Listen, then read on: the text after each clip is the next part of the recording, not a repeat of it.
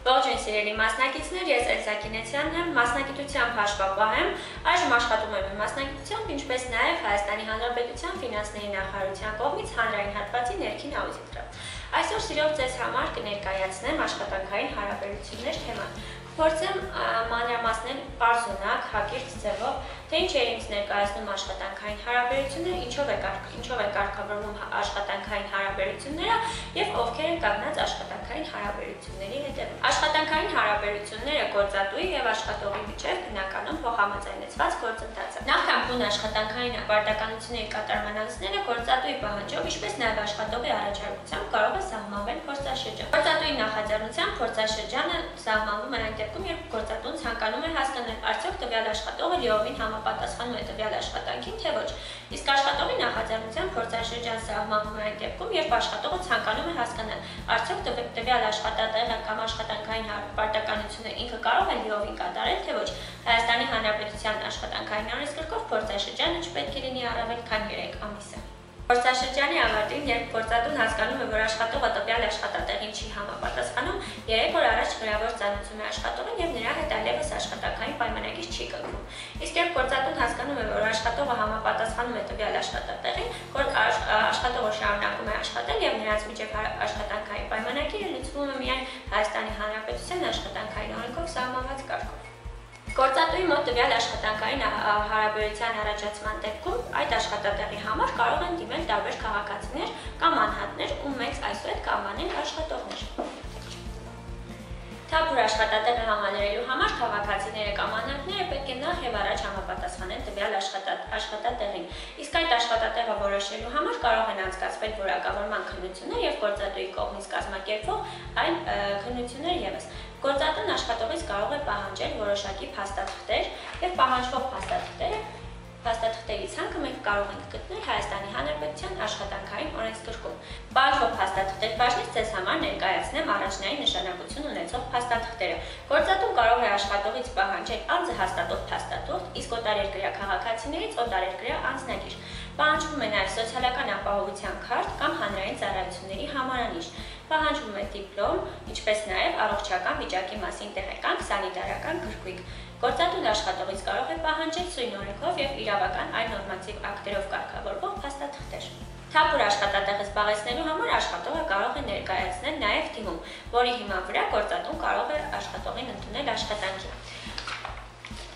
Դիմումի հիման վրա գործատուն կարող է աշխատողին ընդունել աշխատանքի։ Աշխատանքի ընդունման դեպքում գործատուն պարտավոր է աշխատողին տալ աշխատանքի ընդունման մասին հրաման, ինչպես նաև կարող է գործատու եւ աշխատողի միջեւ կնքվել աշխատանքային պայմանագիր։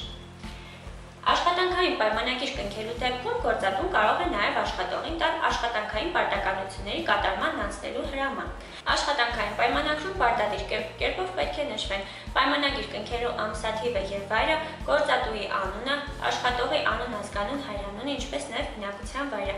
Աշխատանքային պայմանագրում պետք է ներառենք նաև աշխատողի անձը հաստատող փաստաթղթի մասին տեղեկատվությունը, սոցիալական ապահովության քարտի կամ հանրային ծառայությունների համարանիշի մասին տեղեկատվությունը։ Պայմանագիրը կնքվում է երկու կողմերի միջև երկու օրինակից բաղկացած։ Մեկ օրինակը գործատուն պահում է իր մոտ, իսկ մյուս օրինակը աշխատողը պահում է իր մոտ։ Ավելեմ նաև, որ աշխատանքային պայմանագրում պետք է պարտադիր կերպով նշվեն կողմերի, այսինքն գործատուի եւ աշխատողների իրավունքները եւ պարտականությունները։ Աշխատանքային պայմանագրում պետք է ներառենք նաև աշխատանքային պարտականությունների կատարման անցնելու ժամկետը եւ վայրը։ Պայմանագրում ներառում ենք նաև աշխատաժամանակը, որը օրական 8 ժամ, իսկ շաբաթական 40 ժամ։ Պայմանագրում ներառում ենք նաև աշխատավարձի չափ։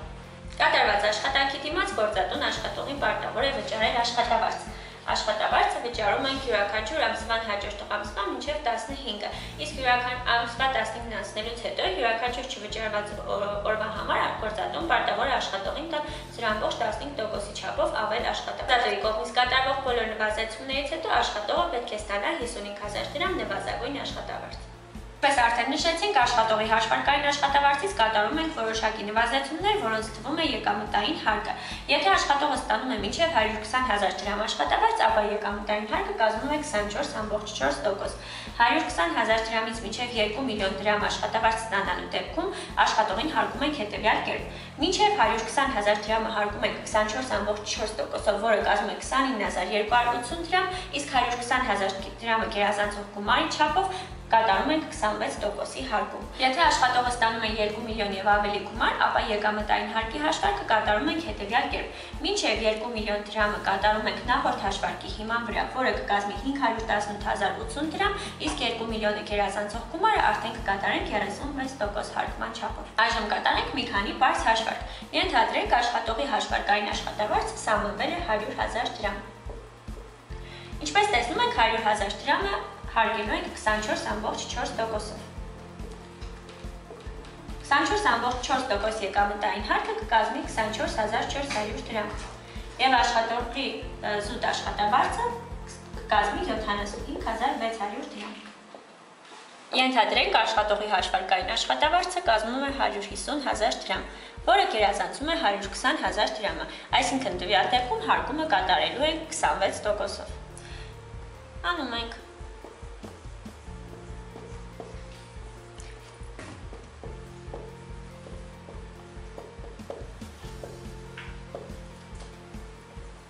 Տեսնում ենք, որ եկամտային հարկը կկազմի 37,080 դրամ։ Եվ 150,000 դրամից հանելով 37,080 դրամը աշխատողին կվճարենք մաքուր 112,920 դրամ աշխատավարձ։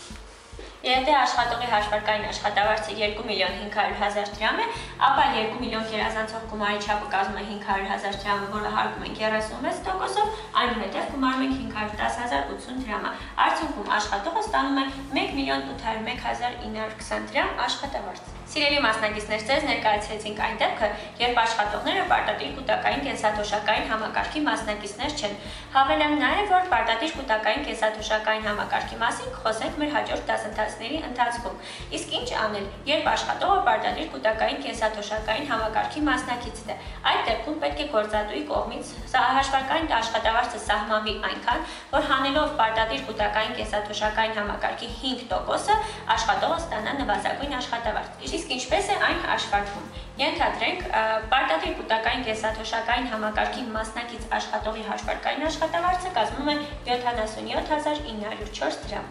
Տեսնում եք, որ 77,904 դրամը չի գերազանցում 120,000 դրամին, հետևաբար հարգումը կատարում ենք 24.4%-ով։ Եկամտային հարկը 24.4%-ը հանելուց հետո հանում ենք նաև 5% կենսաթոշակը եւ արդյունքում ստանում ենք 55,000 դրամ նվազագույն աշխատավարձ։ Ուշադրություն դարձնենք այն փաստին, որ նվազագույն աշխատավարձը չեղավ 55,000 դրամից պակաս։ Ամփոփելով աշխատանքային հարաբերություններ թեմայի առաջին մասը, ցանկանում եմ ձեզ հրաժեշտ տալ։ Կհանդիպենք մեր հաջորդ դասընթացին։